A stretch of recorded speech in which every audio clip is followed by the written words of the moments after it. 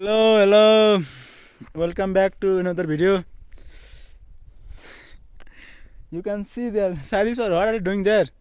I'm trying to collect a specimen in order to show my students the different kinds of flora and fauna, not fauna but flora available around this area. So I need to do some research and maybe we can see what our students can see if possible. That is, till now I am not able to gather not many of it but a few of it. Let's hope for the best. So where are we now? हामी कहाँ छौँ अहिले? हामी हजुर हजुर कहाँ छौँ भन्दाखेरि चाहिँ म पनि भन्न सक्दिनँ कहाँ हो भनेर। हजुर म पनि यो बाटो हिँडेको नाम के भनेको थियो त्यो बिर्से छुट्टी गयो, दिमागबाट यसरी फुस्की गयो। हजुर हजुर सो म भन्न सक्दिनँ कहाँ चाहिँ हो भनेर। जान्छ जाँदैछ, तपाईँले उकालो हेर्न सक्नुहुन्छ, हाम्रो राकेशले देखाइदिनुहुन्छ कस्तो उकालो हिँड्दैछौँ भनेर। अनि डेस्टिनेसन त थाहा होला नि, डेस्टिनेसन कहाँ छ हाम्रो? नेपालभित्रै हो। के हो? नेपालभित्रै हो? नेपालभित्रै। नेपालदेखिको बाहिर निस्किन हामी सक्दैन रहेछ आजको हाम्रो हिँडाइमा लाग्दैछ मलाई। पक्रिनु न सर, म अगाडिको बाटो देखाउँछु। ल सर, अब हामी हिँड्नुपर्ने बाटो त के भन्नु, हेभेन जाने बाटो चाहिँ छ, तर दुःख चाहिँ हेलमा गएको जत्तिकै पाइरहेको छ हामीले। होइन, हावा नि चल्दैन, हावा चलेको भए त अलिक राम्रो हुन्थ्यो, रमाइलो पनि आउँथ्यो। घाम पनि त्यस्तै गुम्सिने। अब यहाँनिर तपाईँले हेर्दाखेरि त भिडियोमा त बादल देखिरहेको होला, कति शीतल ठाउँमा नि के यिनीहरूले के बोलिरहेको भन्दै होला। यस्तो पाकिरहेको छ नि, यस्तो पाकिरहेको छ, हामी अन्डा भए उम्लिसकेको हुन्थ्यो। यसो खोस्टाउनु मात्रै पर्थ्यो कि, राम्रो सुन्यो तर पनि भनिबाट हाल्यो। अलिकति सेन्सरसिप चाहियो यसमा। ब्याक क्यामेरा राम्रो हुन्छ नि। हजुर फ्रन्ट क्यामेरा 2 मेगापिक्सल हजुर अझै राम्रो हुन्छ। तपाईँ हेरी 50 pixel. I'm sorry to say we have not reached our destination. मलाई लागिरहेको थियो डाँडा यहाँ पुगेर यो तेर्सो होला, समतल भएर गएको होला। अझै एउटा डाँडाले पर्खिरहेको रहेछन्। त्यहाँ माथि चढ्नुपर्छ अझै। हजुर सर, आज यस्तो डाँडा त कतिवटा आउने रहेछन्, कतिवटा जाने रहेछन्। मनमा आशा राखेर प्रभुमा विश्वास, भगवान् प्रभुको भन्नुहुन्छ सबैले। त्यही भएर विवेक सर आउनु भएको क्या हो?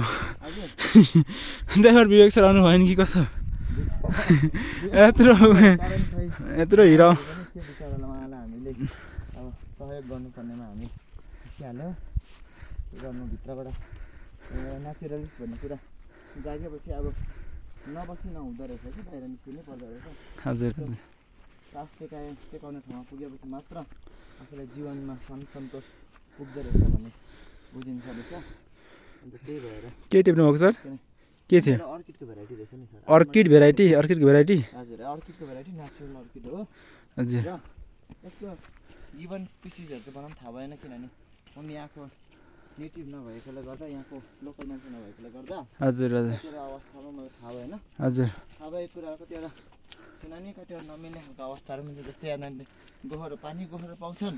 हजुर त्यो इन्डेन्जर गोबर्नर थोरै मान्छेलाई मात्र याद छन्। हजुर त्यो अवस्थामा मैले पक्री पठाएँ भने हजुर अब कानुनी अब जेलहरू नै हुन सकिन्छन् भनेर त्यो चाहिँ हामीले अवगत गराउनु पर्ने हो सबैलाई।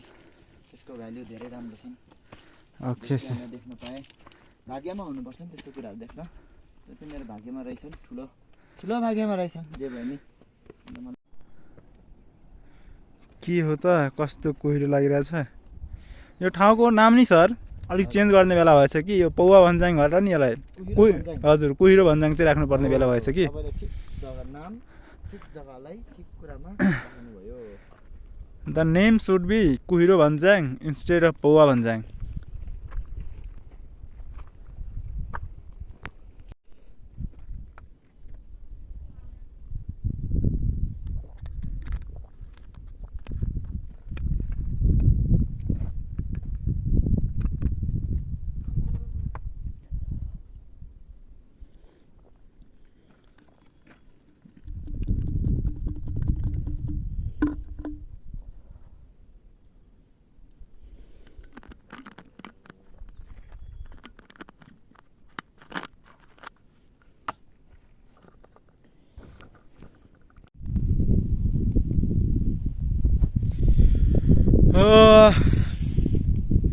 के बोल्नु जस्तो हुन्छ कि अरू बेला कस्तो कुरो आइरहेको हुन्छ दिमागमा, होइन? क्यामेरा खोल्यो कि के बोल्नु एकदम ब्ल्याङ्क हुन्छ कि? हजुर। र हामी अर्को ठाउँमा